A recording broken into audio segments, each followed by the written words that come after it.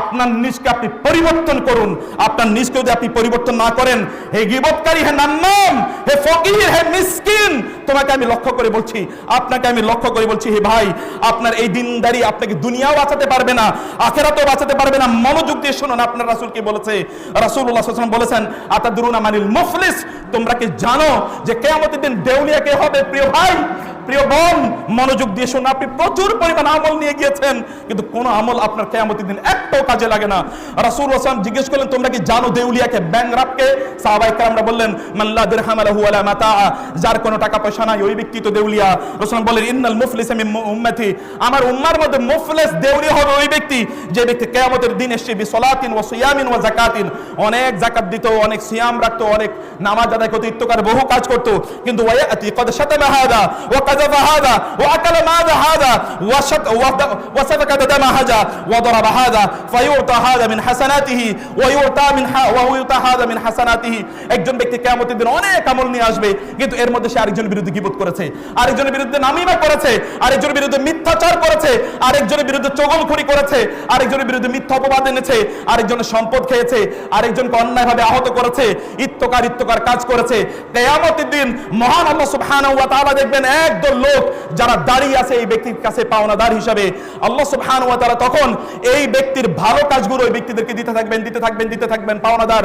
এমন একটা অবস্থা হবে, হাত্তা ফানিয়াত হাসানাতুহু, তার সকল ভালো কাজ সব শেষ হয়ে যাবে, এখন তার আমলনামায় আর হাসানাত বলতে কোনো কিছুই নাই, কিন্তু এখন অনেক পাওনাদার আছে।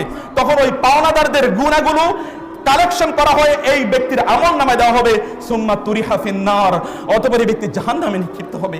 আপনি কিসের আমল করছেন? মুসলমানের বিরুদ্ধে, মানুষের বিরুদ্ধে আপনি গীবত করে আপনার অন্তরকে আপনি কলুষিত করছেন। যেই অন্তর কলুষিত হয়েছে এটা জান্নাতে যাওয়ার যোগ্যতা রাখে না। অতএব আপনার অন্তরকে আপনি পরিশুদ্ধ করুন। আপনি মনে রাখবেন, গীবত এটা একটা ঋণের নাম, এটা একটা লোন। এই লোন হয় এই দুনিয়ায় পরিশোধ করতে হয়, অথবা আখিরাতে পরিশোধ করতে হয়। দুনিয়ায় কিভাবে পরিশোধ করতে হয় আপনাদেরকে বলি। ইমাম মালিক রাহিমাহুল্লাহ বলেছেন এবং আল হাসান আল বসরি একই কথা বলেছেন, লাকাদ আকদারাতু আকওয়ামান, আমি এমন একদল লোককে পেয়েছি, লাম তাকুন লাহুম উয়ুবুন, তাদের চরিত্রে কোনো ধরনের দোষ ছিল না, ফাতাকাল্লামু ফি উয়ুবিন নাস, তারা মানুষের বিভিন্ন দোষ নিয়ে আলোচনা করলো। এর কারণে কি হলো? তাদের চরিত্রের মধ্যে ত্রুটি তৈরি হয়ে গেল। আমি এমন একদল লোকের পেয়েছি তাদের চরিত্রে বহুত ত্রুটি ছিল, ফাসাকাতু আন উয়ুবিন নাস, তারা মানুষের দোষ ত্রুটি নিয়ে আলোচনা করতো না, ফাসাতারাল্লাহু উয়ুবাহুম, আর এই কারণে আল্লাহ সুবহানাহু ওয়া তাআলা দুনিয়া এবং আখিরাতে তাদের ত্রুটিগুলো, তাদের দোষগুলো, তাদের বিচ্যুতিগুলো আল্লাহ সুবহানাহু ওয়া তাআলা ঢেকে দিয়েছেন, এগুলো মানুষের কাছে প্রকাশ করেননি।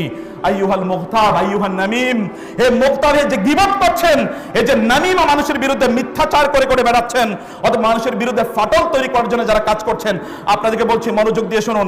আমাকে স্লিপ দিয়েছে, স্লিপ আপাতত আপনারা একটু স্টপ রাখেন, আমি 2-4 মিনিট আরো কথা বলে নেই, কারণ এই কথা আমাকে বলতেই হবে, আপনাদেরকে এই কথা বলতে হবে, কারণ দাওয়াতের কাজ আপনারা করেন। আপনারা জাহান্নামে গেলে এই উম্মাহকে কারা রক্ষা করবে এটা আমাকে জানতে হবে। জাহান্নামের পথে যদি আপনারা চলেন তাহলে উম্মাহর দাওয়াতের কাজ কারা করবে? প্রিয় ভাইরা, আপনি রং পথে আছেন, এটা দ্বীনের পথ নয়। এই পথটা আপনাকে চিহ্নিত করতে হবে, এই পথটা আপনাকে বুঝতে হবে। প্রিয় ভাই, এই জন্য আমি যে কথাটি আপনাকে বলছি, আপনার রাসূল সাল্লাল্লাহু আলাইহি ওয়াসাল্লাম তিনি বলেছেন যে একদল লোকের কথা রাসূলুল্লাহ সাল্লাল্লাহু আলাইহি ওয়াসাল্লাম বললেন, যারা কখনোই জান্নাতে প্রবেশ করবে না।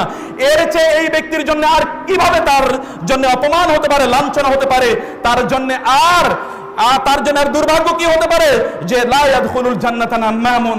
আপনার রাসূল বলেছেন সাল্লাল্লাহু আলাইহি ওয়াসাল্লাম, কোন চগলখোর, কোন গীবতকারী এই ব্যক্তি কোনোদিন জান্নাতে প্রবেশ করবে না।